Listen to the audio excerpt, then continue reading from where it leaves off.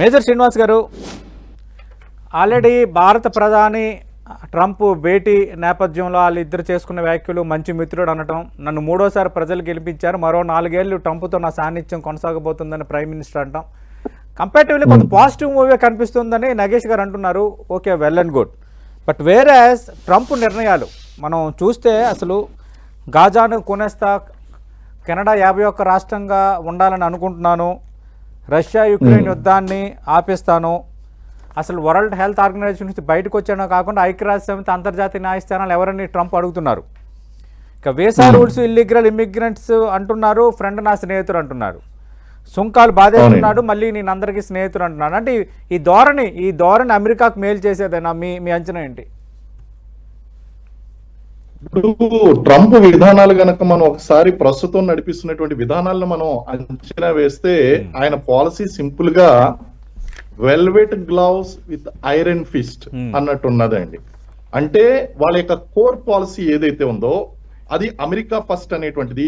America యొక్క వాణిజ్య ప్రయోజనాలు, స్థానిక ప్రయోజనాలు కాల్పాడుకుంటూనే ఇతర దేశాలతో సత్సంబంధాలు కొనసాగించాలండి. అంటే హాతీకా ఖానే వాళ్ళ దాంత్ అలాగే దిఖానే వాళ్ళ దాంత్ అలాగే. అంటే నోటితో మంచి మంచి మాటలు మాట్లాడుతూ ఇటు ద్వైపాక్షిక సంబంధాలు చెడిపోకుండా ఆయన చేయవలసినటువంటి పని ఆయన చేసుకుంటూ నా దేశ సంక్షేమానికి కోసం మాత్రమే నేను పాటుపడుతున్నాను అనే విధంగా ట్రంప్ యొక్క వైఖరి ఉందండి. రెండోది ఇక్కడ కూడా మనం ఆలోచించుకోవాల్సింది ఏంటి అంటే అమెరికా సమ్హౌ సూపర్ పవర్ కింద it wanted to always sustain that position.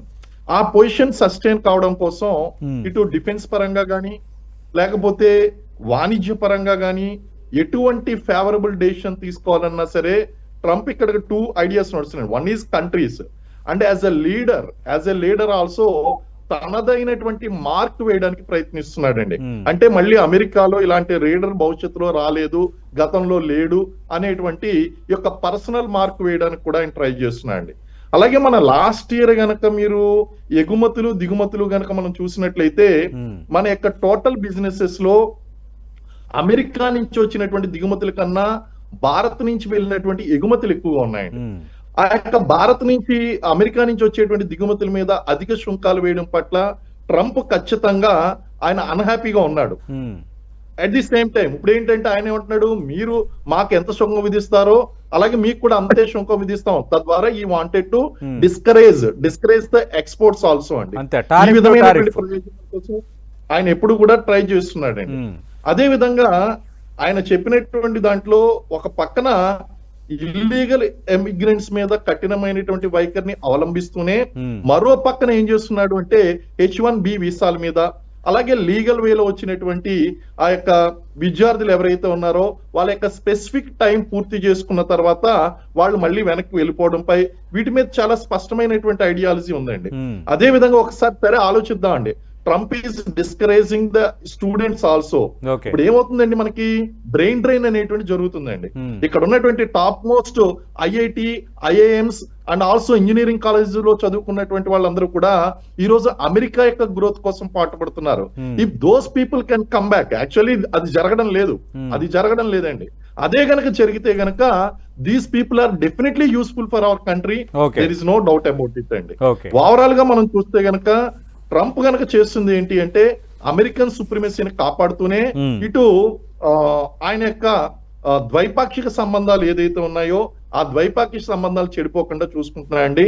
And even Trump government కూడా ఇప్పుడు జరగబోయేటువంటి ఈ భేటీ ఏదైతే ఉందో చాలా కీలకమైందండి, చాలా కీలకమైంది. ఇటు రిలేషన్స్ పాడు చేసుకోవడానికి వీల్లేదు, అలాగని చెప్పి వాళ్ళు పెట్టినటువంటి ఒత్తిడికి లొంగకుండా చూడాలి. చాలా బ్యాలెన్స్డ్ గా చూసుకోవాలండి ఈ విషయాన్ని మనం.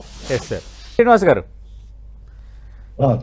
అదే అంటే కొన్ని పాజిటివ్స్ కూడా ఉన్నాయంటున్నారు. ఇప్పుడు ప్రైమ్ మినిస్టర్ ట్రంప్తో భేటీ అనేది ఒకటి, ట్రంప్ వైఖరి మిగతా అంశాలపైన అనేది ఒకటైతే మన ఇండియా పట్ల ఉంటున్న వైఖరి రెండోది.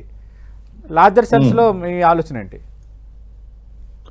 ఇప్పుడు ట్రంప్ కి భారత్ పట్ల సానుకూలమైనటువంటి దృక్పథం ఉన్నదన్న దాంట్లో అందులో వివాదం అనేటువంటిది ఏం లేదండి. అయితే ఈ ద్వైపాక్షిక ఒప్పందం ద్వారా మేబీ ఈ యొక్క stealth 5th generation 6th generation air crafts ఏదైతే ఉన్నాయో దాని పట్ల ఒక అండర్స్టాండింగ్ రావడం వలన అటు అమెరికాకి డిఫెన్స్ బిజినెస్ పెరుగుతుంది, ఇండియా కూడా అత్యాధునికమైనటువంటి ఈ యొక్క ఎయిర్ పవర్ ఏదైతే ఉందో, ఆ స్టెల్త్ పవర్ ఏదైతే ఉందో అది పెరుగుతుందండి. That is going to be one positive. Okay. Second thing is what every one is expecting is ఈ వీసా నియమాలు అనేటువంటి కఠినతరం అవుతున్నటువంటి ఈ నేపథ్యంలో ఏదైనా సరే ఈ ఒప్పందం కారణంగా ఏమన్నా కొన్ని వరాల జల్లులు ఏమన్నా ఉంటాయా, కొంతవరకు ఏమన్నా సడలిస్తాడా అనేటువంటి దాని మీద కూడా కొన్ని ఆశలు అయితే లేకపోలేదండి. అవును. ఇటువంటి పరిస్థితుల్లో ఆయన ఏం చూస్తున్నాడు అంటే అమెరికా ఫస్ట్ అన్నది ఆయన ఉద్దేశం. And America as a India also we need to take a very tough stand.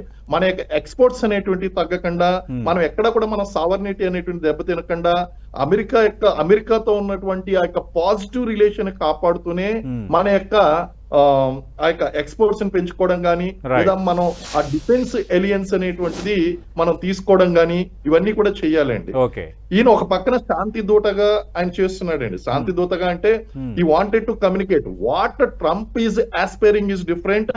వాస్తవంలో గనక అది జరిగితే there is a gap between cup and lip అండి. ఆయన అనుకున్నదంతా కూడా జరిగితే గనక Trump will be a great leader in American history అండి. But we need to wait and see all these things అండి.